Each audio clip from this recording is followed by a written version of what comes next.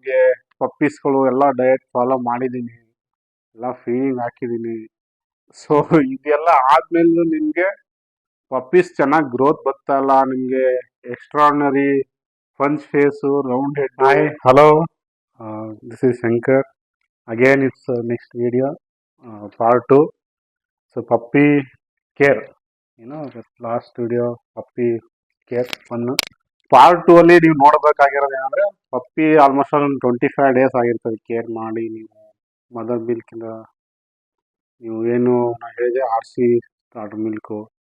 So 25 ಡೇಸ್ಗೆ ನಿಮ್ಗೆ almost ಒಂದು ರೇಂಜಿಗೆ ಗ್ರೋತ್ ಬಂದಿರ್ತದೆ ಪಪ್ಪಿ. ಸೊ ನೀವು ಅವಾಗ ಬಂದು ಸರ್ಲಾಕ್ ಸ್ಟಾರ್ಟ್ ಮಾಡೋದಾಗುತ್ತೆ. ಸರ್ಲಾಕಲ್ಲಿ ವೀಟ್ ಆ್ಯಂಡ್ ಆ್ಯಪಲ್ ಅಂತ ಬರುತ್ತೆ, ಕ್ಯಾರೆಟ್. ಸೊ ಅಲ್ಲಿಂದ ಅದನ್ನು ಸ್ಟಾರ್ಟ್ ಮಾಡಿದ್ರೆ ಸೊ ಅವಾಗ ಡೈಜೆಷನ್ಗೆ ಇಂಪ್ರೂವ್ಮೆಂಟ್ಗೆ ಸ್ಟಾರ್ಟ್ ಆಗುತ್ತೆ. ಅವಾಗ ನೀವು ಡೇ ಬೈ ಡೇ ಸ್ವಲ್ಪ ಸ್ವಲ್ಪ ಇಂಟ್ರೂಸ್ ಮಾಡ್ತಾ ಹೋದರೆ ಸೊ ಅದು ಮದರ್ ಮಿಲ್ಕ್ ಸ್ವಲ್ಪ ಅವಾಯ್ಡ್ ಮಾಡ್ಕೊಂಡು ಈ ಫುಡ್ಗೆ ನೀವು ಅಡ್ಜಸ್ಟ್ ಮಾಡಬೇಕಾಗುತ್ತೆ ಪಪ್ಪಿನ. ಅರೌಂಡ್ 23 ಡೇಸ್ 20 ಡೇಸಿಂದ ಸ್ಟಾರ್ಟ್ ಮಾಡ್ಬೋದು, ಸ್ವಲ್ಪ ಫೀಡ್ ಮಾಡಬೇಕಾಗುತ್ತೆ. ಓಕೆ, ಸೊ ನೆಕ್ಸ್ಟ್ ಬಂದು RC ಸ್ಟಾರ್ಟರ್. ನಿಮ್ಗೆ ಗೊತ್ತಿರ್ಬೋದು, ಮದರ್ ಆ್ಯಂಡ್ ಬೇಬಿ ಅಂತ ಬರುತ್ತೆ, RC ರಾಯಲ್ ಜೈನ್ ಸ್ಟಾರ್ಟರ್ ಅಂತ. ಸೊ ಇದನ್ನ ಬಂದು ಯಾವ್ದು ಯೂಸೇಜ್ ಅಪ್ಪ ಅಂದರೆ, ನೀವು ಬಿಫೋರ್ ಫೀಡಿಂಗ್ ಒಂದು 10 ಮಿನಿಟ್ಸ್ ಚೆನ್ನಾಗಿ ಬಿಸಿನೀರಲ್ಲಿ ಸೋಕ್ ಮಾಡಬೇಕಾಗುತ್ತೆ. ಸೊ ನೀಟಾಗಿ ನೆಂದು ಅದನ್ನ ಯಾವ ಥರ ಅಂದರೆ, ನೀವು ಫುಲ್ಲು ನೆಂದೋಗಿ ಬಿಡುತ್ತೆ, ಫುಲ್ ಮೆತ್ತಗೆ ಥರ ನೆಂದೋದ್ಮೇಲಿಂದ ನೀಟಾಗಿ ಗ್ರೈಂಡ್ ಮಾಡಿ ಒಂಥರ ಫುಲ್ಲು ಗಂಜಿ ಟೈಪಲ್ಲಿ, ತುಂಬ ತೆಳ್ಳಗಾಗ್ಬಾರ್ದು, ತುಂಬ ಗಟ್ಟಿನ ಆಗ್ಬಾರ್ದು. ಸೊ ಮೀಡಿಯಮ್ ರೇಂಜಲ್ಲಿ ಇರಬೇಕು. ಸೊ ಅದ್ರ ಜೊತೆ ನೀವು ಸರ್ಲಾಕು ಆ್ಯಡ್ ಮಾಡ್ಬೋದು. ಸೊ ಅದು ಯಾಕಂದ್ರೆ DHA ಚೆನ್ನಾಗಿ ಇಂಪ್ರೂವ್ಮೆಂಟ್ ಆಗುತ್ತೆ. ಸೊ ಬೋನ್ಸ್ ಆಗ್ಬೋದು, ಮತ್ತು ಸ್ಕಿನ್ ಆಗ್ಬೋದು, ಹೇರ್ ಆಗ್ಬೋದು, ಚೆನ್ನಾಗಿ ಬರೋಕ್ಕೆ ಸ್ಟಾರ್ಟ್ ಆಗುತ್ತೆ ಅಲ್ಲಿಂದ 25 ಡೇಸಿಂದ. ಸೊ ನೀವು ಅರೌಂಡ್ 30-35 ಡೇಸ್ವರೆಗೂ ಒಂದು ಮೀಡಿಯಮ್ ರೇಂಜಲ್ಲಿ ಇದೇ ಥರ ಫೀಡ್ ಮಾಡ್ತಾ ಬರಬೇಕು. ಸೊ ಅಲ್ಲಿಗೆ 33 ಡೇಸ್ವರೆಗೂ ನೀವು ಒಂದು ಪಪ್ಪಿ ರೇಂಜ್ ಆಗಿರುತ್ತೆ. ಸೊ ಇಲ್ಲಿಂದ ಏನಪ್ಪ ಅಂದರೆ, ನೀವು ಅವಾಗ ಫೀಡಿಂಗ್ನ ಎಕ್ಸ್ಟ್ರಾ ಫೀಡ್ ಆ್ಯಡ್ ಮಾಡಬೇಕಾಗುತ್ತೆ. ಏನು ಫೀಡಪ್ಪ ಅಂದರೆ, ಆಲ್ರೆಡಿ RC ಆ್ಯಡ್ ಮಾಡಿರ್ತೀರ, ಇದ್ರ ಜೊತೆಗೆ ಲೈಟಾಗಿ ಚಿಕನ್. ಇದು ಆ್ಯಕ್ಚುಲಿ ಯಾಕಪ್ಪ ಅಂದ್ರೆ ನಾನು ಫಾಲೋ ಮಾಡೋದು, ನಾನು ಹೇಳ್ತಾ ಇದ್ದೀನಿ, ಬೋನ್ಲೆಸ್ ಚಿಕನ್ನ ನೀವು ಬಾಯ್ಲ್ ಮಾಡಲೇಬೇಕಾಗುತ್ತೆ. ಸೊ ಬಾಯ್ಲ್ ಮಾಡಿ ಸ್ವಲ್ಪ ಒಂದು ಸ್ಪೂನಿಂದ ಇಂಟ್ರೊಡ್ಯೂಸ್ ಮಾಡೋದು ಫಸ್ಟು. ಸೊ ಅವಾಗ ಯಾಕಂದರೆ ನಮ್ಮದು ಜಾಯಿಂಟ್ ಬ್ರೀಡ್ ಇರೋದ್ರಿಂದ ಸ್ವಲ್ಪ ನಾನ್ ವೆಜ್ ಕೇಳುತ್ತೆ, RCಲಿರುತ್ತೆ. RC ಜೊತೆಗೆ ಇದನ್ನ ಜೊತೆ ಆ್ಯಡ್ ಮಾಡಿದ್ರೆ ಇದು ಎಕ್ಸ್ಟ್ರಾ ಕೇರು. ನೀವು ಡೈಜೆಷನ್ ಸಿಸ್ಟಮ್ ನೋಡ್ಕೊಂಡು ಅದು ಸ್ಟೂಲ್ ಯಾವ ಥರ ಹೋಗುತ್ತೆ ಪಪ್ಪಿನ ಕೇರ್ ಮಾಡಿ ಸ್ವಲ್ಪ ಇಂಟ್ರೊಡ್ಯೂಸ್ ಮಾಡ್ಕೊಂಬರ್ಬೇಕು. ಅರೌಂಡ್ 30 ಡೇಸ್ ಒಳಗಡೆ ನೀವು ಸ್ಟಾರ್ಟ್ ಮಾಡಿದ್ರೆ 40 ಡೇಸ್ಗೆ ಪಪ್ಪಿ ಆಲ್ಮೋಸ್ಟ್ ಚೆನ್ನಾಗಿ ಗ್ರೋತ್ ಬಂದ್ಬಿಡುತ್ತೆ ಪಪ್ಪಿ.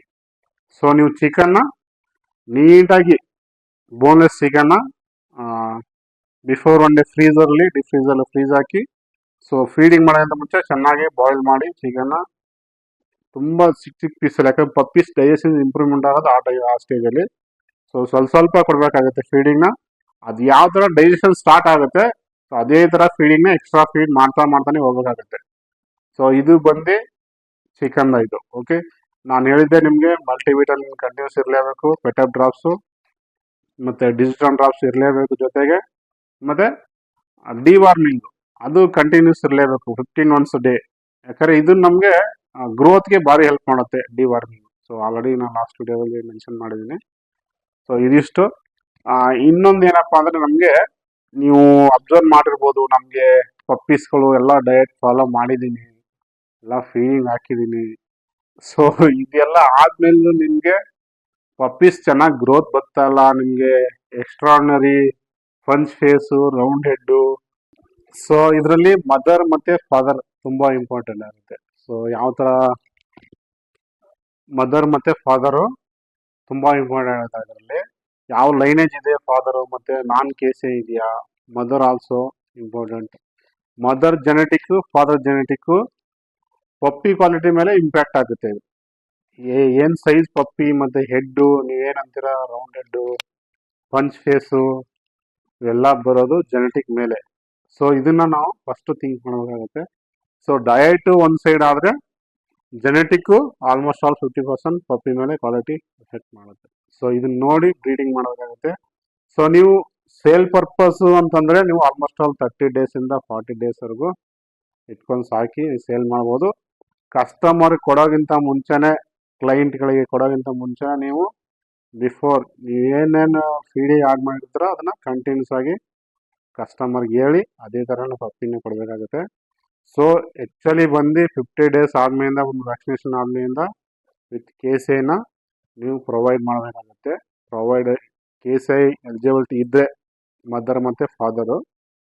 ಸೊ ಇದರಲ್ಲಿ ಏನಪ್ಪ ಅಂದರೆ ನೀವು ಮೇಯ್ನು KCIs ರೆಫರ್ ಮಾಡೋದ್ರಿಂದ ಆಲ್ಮೋಸ್ಟ್ ಆಲು ಎಲ್ಲ ವಿತ್ ಮೈಕ್ರೋಚಿಪ್ಪು, ಪಪ್ಪಿ ಸರ್ಟಿಫಿಕೇಟು, ಇದ್ರ ಜೊತೆಗೆ ನಿಮ್ಗೆ ಏನಪ್ಪ ಅಂದರೆ ಜೆನೆಟಿಕ್ಕು ಫಾದರ್ ಮತ್ತು ಗ್ರ್ಯಾಂಡ್ ಫಾದರ್, ಗ್ರ್ಯಾಂಡ್ ಮದರ್ ಮತ್ತು ಮದರ್ ಸೈಡು ಗ್ರ್ಯಾಂಡ್ ಮಾ, ಗ್ರ್ಯಾಂಡ್ ಫಾದರ್, ಅದರಲ್ಲೂ ಫುಲ್ಲು ಲೈನೇಜ್ ಯಾವ್ದು ಚಾಂಪಿಯನ್ ಆಗಿದೆ ಮತ್ತು ಯಾವುದು ಸರ್ಬಿಯಾ ಇಂಪೋರ್ಟಾ ಇಲ್ಲ ಜರ್ಮನಿ ಇಂಪೋರ್ಟಾ, ಯಾವ್ದ್ಯಾವುದು ನಿಮಗೆ ಆ ಲೈನೇಜ್ ಇನ್ಕ್ಲೂಡ್ ಆಗಿರುತ್ತೆ, ಪ್ರತಿಯೊಂದು ನಿಮಗೆ ಅಲ್ಲಿ ಮೆನ್ಷನ್ ಆಗಿರುತ್ತೆ ವಿತ್ KCIಲಿ. ಸೊ ಇದು ನಿಮಗೆ KCI ಇದು ನಾನ್ KCIಗೆ ಬಂದರೆ ನಿಮಗೆ, ಸೊ ಇದರಲ್ಲಿ ನಾನ್ KCI ಅಂತ ಇರುತ್ತೆ, ಆದರೆ ಅದಕ್ಕೇನು ಪೇಪರ್ಸ್ ಏನು ಇರಲ್ಲ. ಸೊ ನೀವು ಪಪ್ಪಿನ ಸೆಲೆಕ್ಟ್ ಮಾಡೋಕ್ಕಿಂತ ಮುಂಚೆ ನಂದು ಪರ್ಸನಲ್ ಸಜೆಷನ್ ಏನಪ್ಪ ಅಂದರೆ ನೀವು ಮದರ್ನ ಫಾದರ್ನ ನೋಡಿ ಆಮೇಲೆ ತಗೊಳ್ಳಿ ಅಂತ ನಾನು ಹೇಳ್ಬೋದು. ಓಕೆನಾ? ಸೊ ಇದು ಒಂದಾಯಿತು. ಇನ್ನು ನೆಕ್ಸ್ಟ್ ವಿಡಿಯೋ ಬಂದು ನಮ್ಮ ಬ್ರೀಡರ್ ಬಗ್ಗೆ ಮಾತಾಡೋಣ ಅಂತ ಒಂದು ನನಗೆ ಅನಿಸಿದೆ ಅನ್ನೋಕ್ಕಿಂತ ನನಗೆ ಸಜೆಸ್ಟ್ ಮಾಡಿದ್ದಾರೆ. ಸೊ ಒಂದೊಂದು ಎಕರೆ ಒಬ್ಬೊಬ್ಬ ಬ್ರೀಡರ್ ಲೈಫ್ ಯಾವ ಥರ ಇರುತ್ತೆ ಅಂದರೆ, ಎಲ್ಲರೂ ಲೈಫಲ್ಲಿ ಅಪ್ಸು ಮತ್ತು ಡೌನ್ಸ್ ಇದ್ದೇ ಇರುತ್ತೆ. ಸೊ ಅಟ್ಲೀಸ್ಟ್ ಅವರ ಬ್ರೀಡಿಂಗ್ ಕೆರಿಯರ್ ಯಾವ ಥರ ಇತ್ತು, ಸೊ ಇದನ್ನ ನಾನು ಸ್ಟಾರ್ಟ್ ಮಾಡಬೇಕಂತ ಮಾಡಿದ್ದೀನಿ. So hope you all support me.